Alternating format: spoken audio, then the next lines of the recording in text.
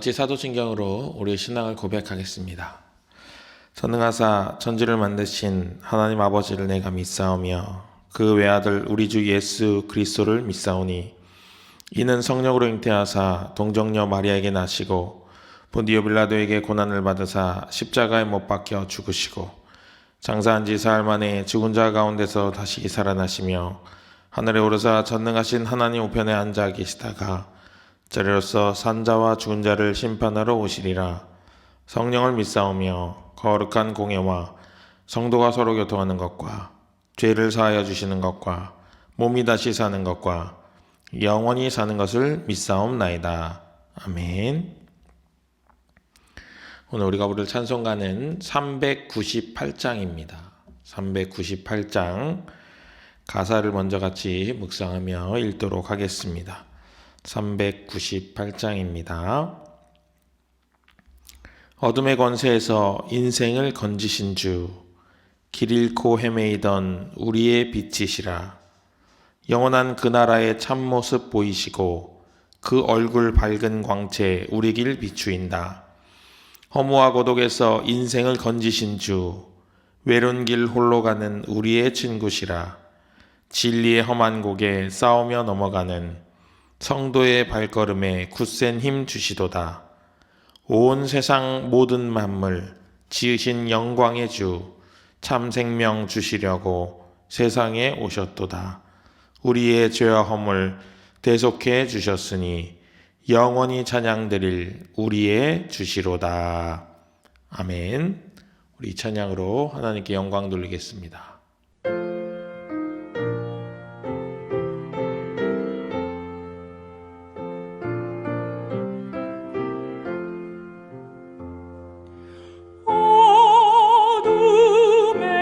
권세에서 인생을 건지신 주, 길 잃고 헤매이던 우리의 빛이시라. 영원한 그 나라의 참모습 보이시고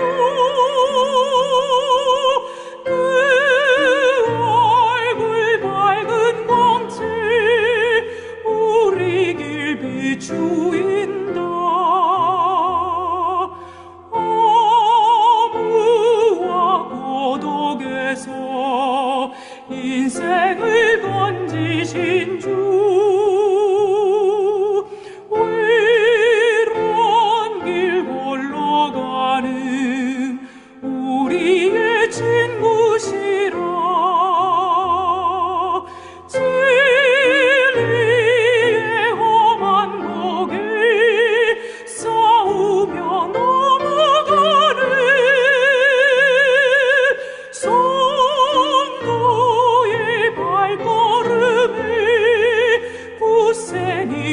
주시도다.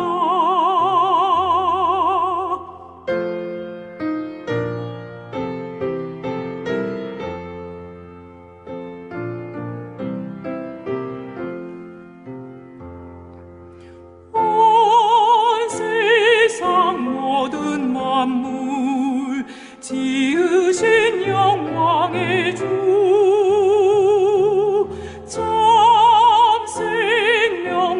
주시려고 세상에 오셨도다.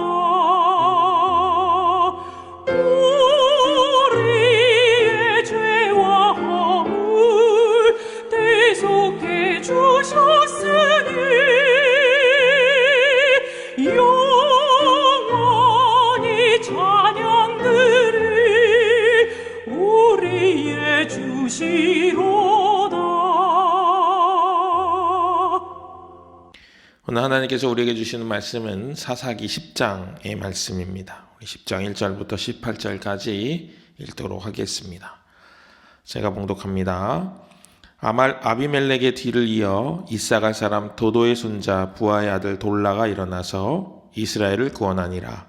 그가 에브라임 산지 3일에 거주하면서 이스라엘의 사사가 된 지 23년 만에 죽음에 3일에 장사되었더라. 그 후에 길르앗 사람 야일이 일어나서 22년 동안 이스라엘의 사사가 되니라.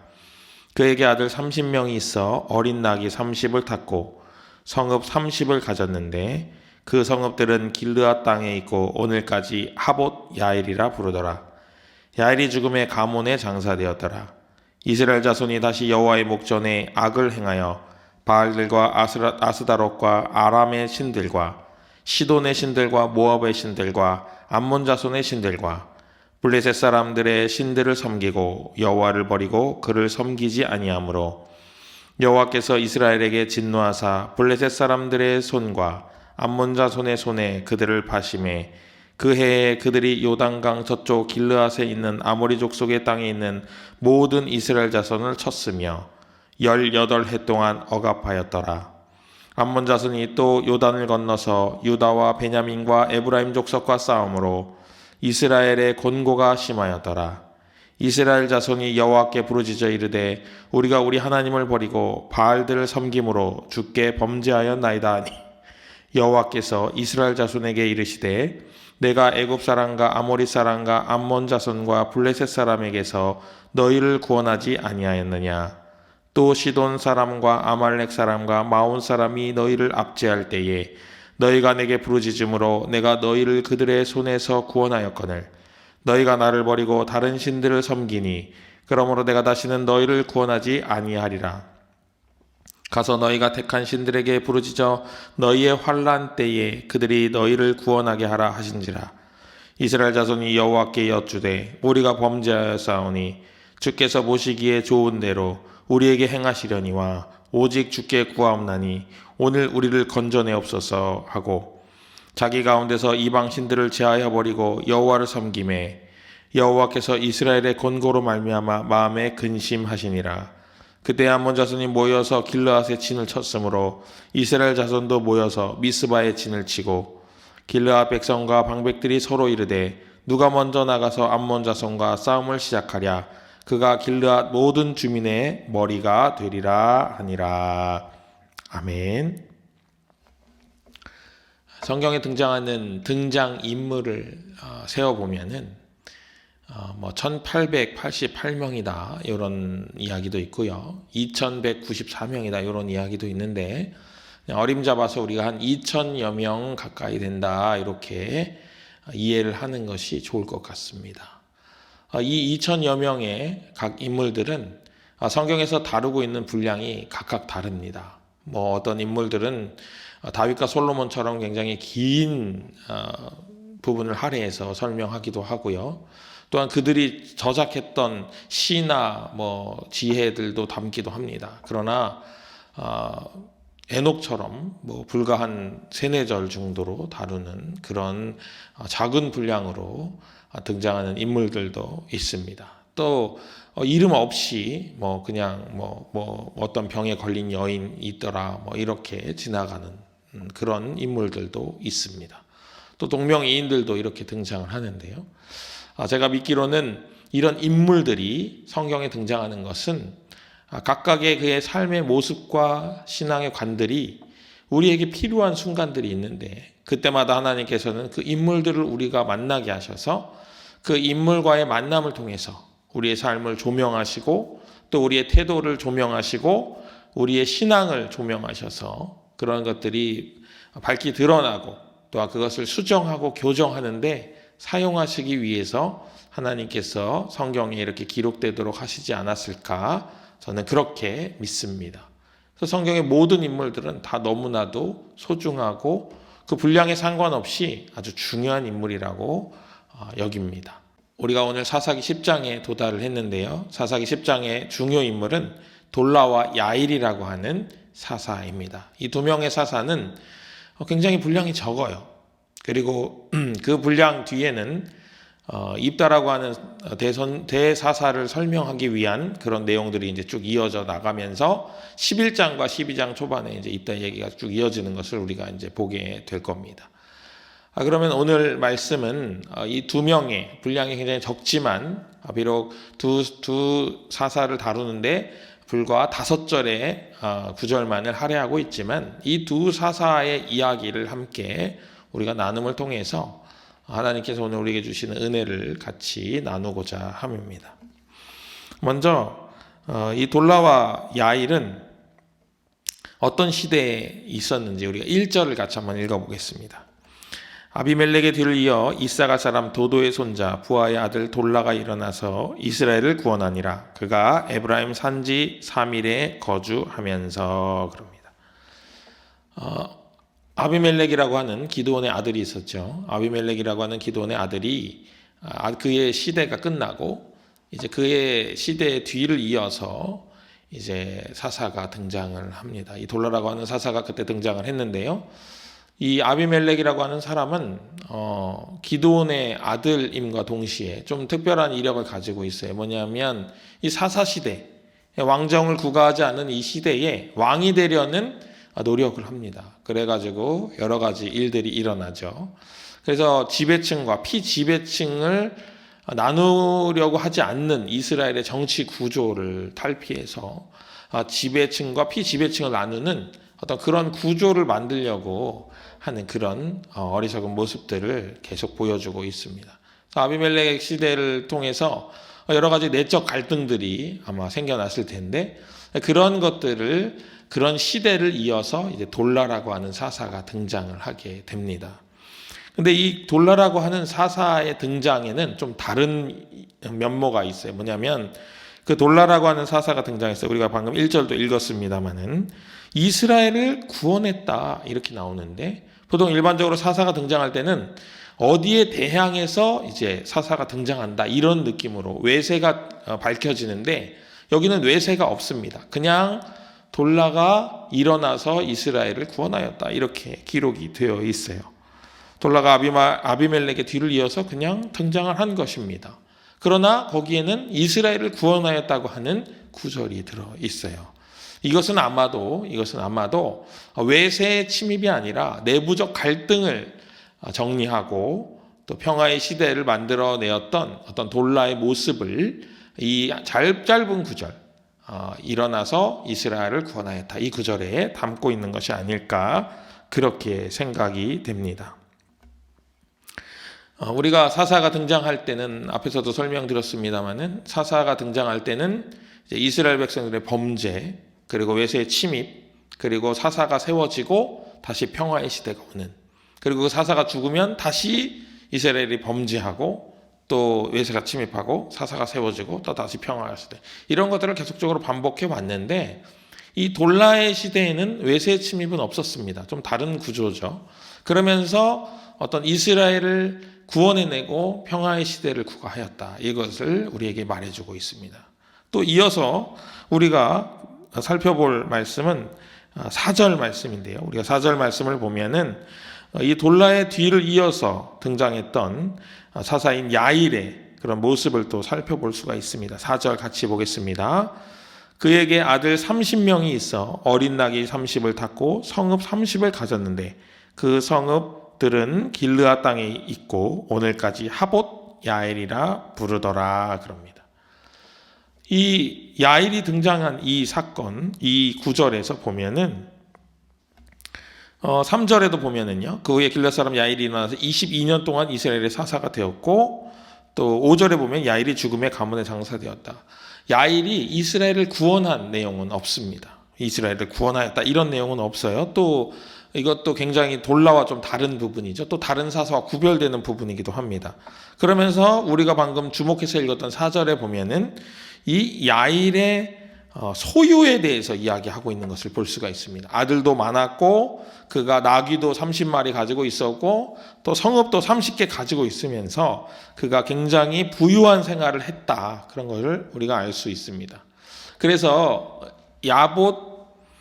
하봇 야일이라고 이렇게 부르는 장면이 있죠. 그래서 이것은 야일의 땅이다 이렇게 번역을 할 수가 있는데 이 야일이 통치하던 이 성읍 30개가 얼마나 평화로웠던지 다들 그 땅을 보면서 하봇 야일이다. 저긴 야일의 땅이야. 평화로운 땅이야. 이렇게 생각을 했다는 것입니다.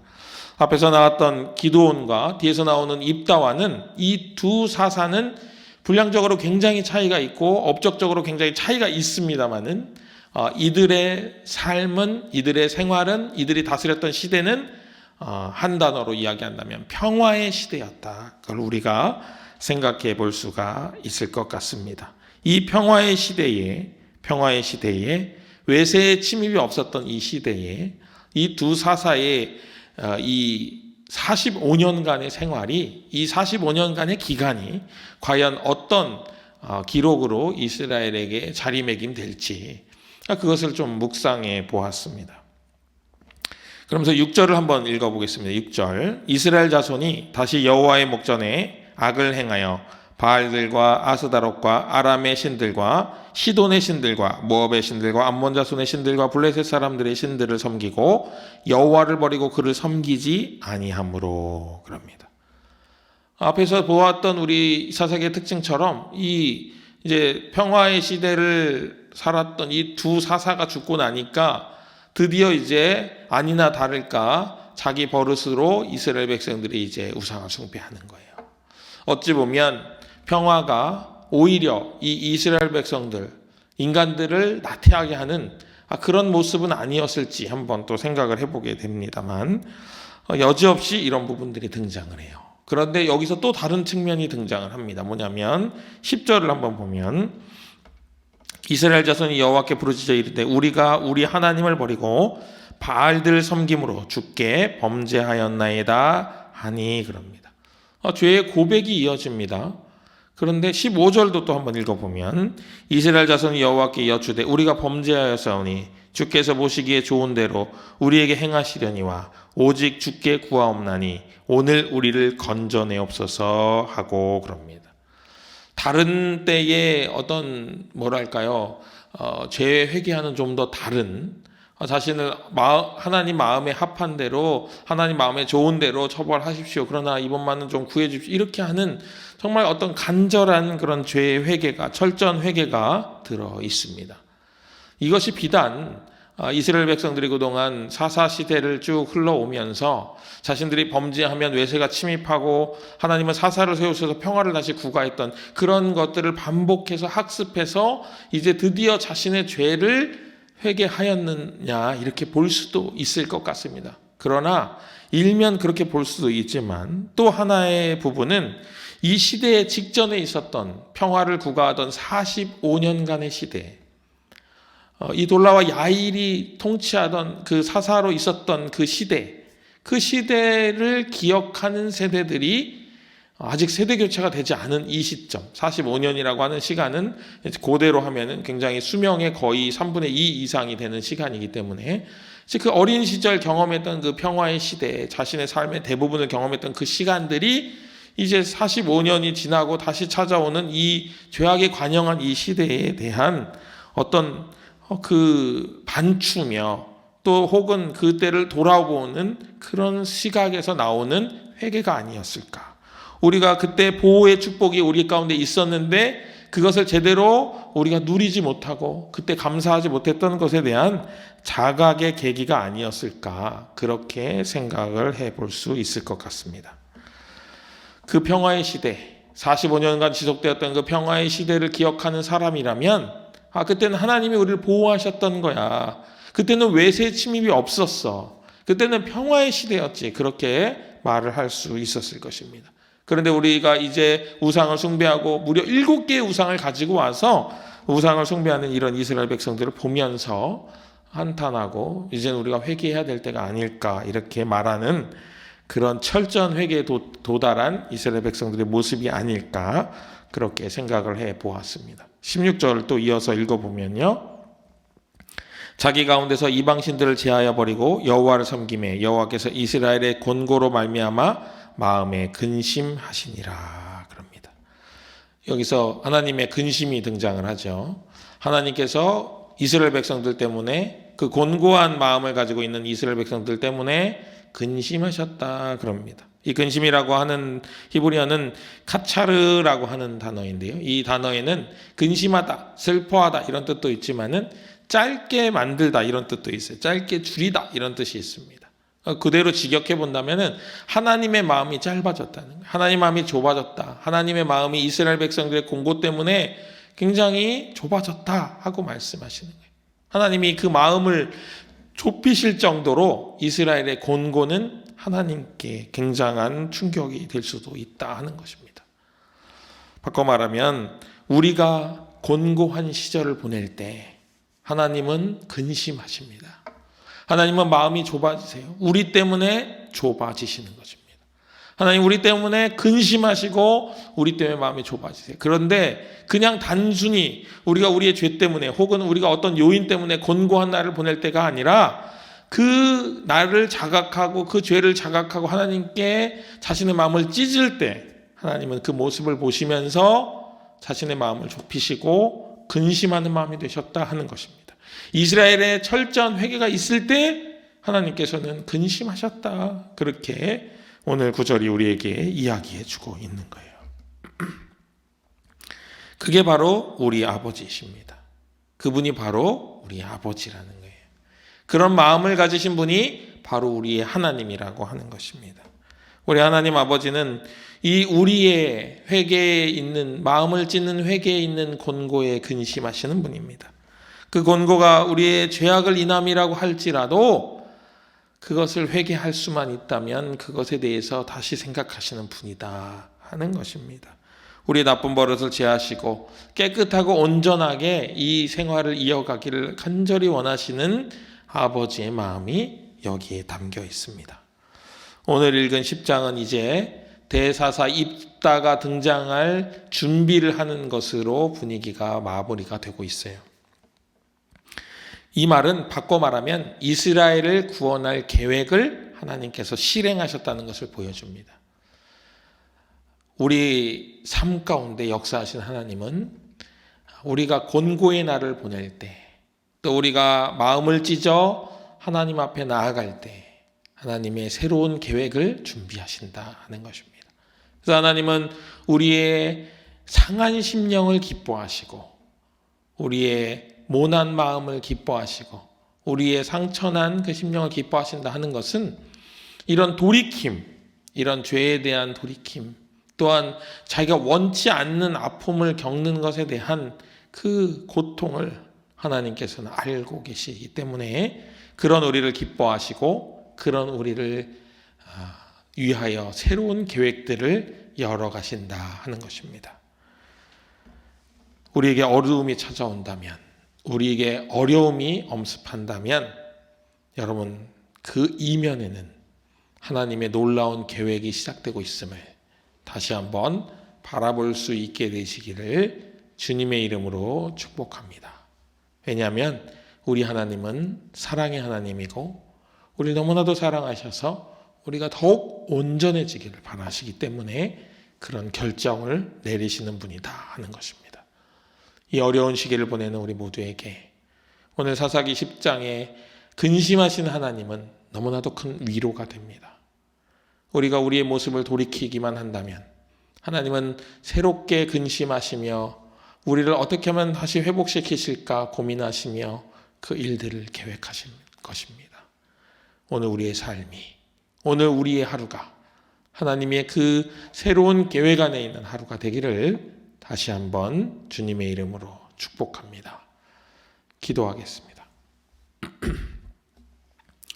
은혜로우신 하나님 아버지, 우리의 삶 가운데 역사하시는 주님의 지혜와 주님의 경륜을 찬양합니다. 우리의 삶 가운데 어두움, 우리의 삶 가운데 어려움, 그것 이면에 있는 우리를 다시금 회복시키고자 하시는 하나님의 계획을 신뢰하며 한 걸음 한 걸음 나아가게 하시고 한 걸음 한 걸음 신뢰의 걸음을 내디딜 수 있도록 우리에게 용기를 허락하여 주옵소서. 또한 우리의 심령을 찢으며 주님 앞에 나아가는 우리 모두가 되게 하여 주옵소서. 그래서 하나님이 근심하시는 것처럼 우리도 하나님 앞에 온전하게 나아가지 못함을 근심하는 그런 귀하고 복된 마음이 되게 하시고 하나님께 위로받는 귀한 마음을 소유하는 우리 모두가 될 수 있도록 인도하여 주옵소서. 모든 것 다 하시며 인도하시고 우리 가운데 함께 하시는 예수 그리스도 이름으로 간절히 기도합니다. 아멘. 하늘에 계신 우리 아버지여, 이름이 거룩히 여김을 받으시오며 나라의 임하옵시며 뜻이 하늘에서 이룬 것 같이 땅에서도 이루어지이다. 오늘날 우리에게 일용할 양식을 주옵시고 우리가 우리에게 죄 지은 자를 사하여 준 것 같이 우리 죄를 사하여 주옵시고 우리를 시험에 들게 하지 마옵시고 다만 악에서 구하옵소서. 대개 나라와 권세와 영광이 아버지께 영원히 있사옵나이다. 아멘.